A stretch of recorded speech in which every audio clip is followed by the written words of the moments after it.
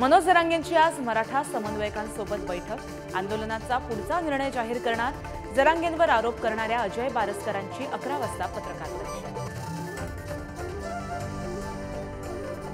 भाजपच्या 150 उमेदवारांची पहिली यादी लवकरच जाहीर होणार। यादीत पंतप्रधान नरेंद्र मोदी, केंद्रीय मंत्री अमित शहांसह राजनाथ गडकरींची चर्चा।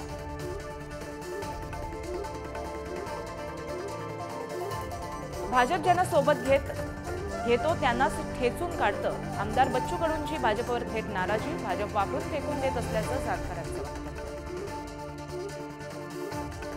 उद्यापासून राज्याच्या अर्थसंकल्पीय अधिवेशनाला सुरुवात। आज सत्ताधारी आणि विरोधकांचा चहापानाचा कार्यक्रम।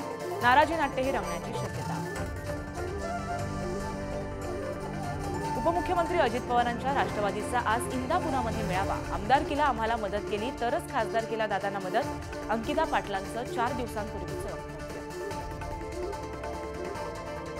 लोकसभा निवडणुकीसाठी आदित्य ठाकरेंकडून दौऱ्याचा सपाटा। आज पिंपरी चिंचवडमधील कार्यकर्त्यांशी साधणार संवाद। लोकसभेच्या रणनीतीवर होणार चर्चा।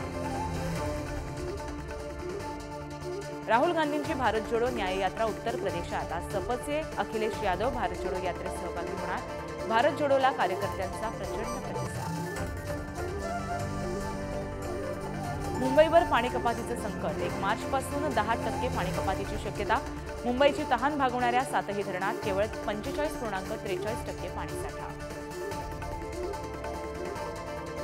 गुजरातमधील सुदर्शन सेतूचं आज पंतप्रधान मोदींच्या हस्ते लोकार्पण। सुदर्शन सेतू भारतातील सर्वात लांब सिग्नेचर ब्रिज।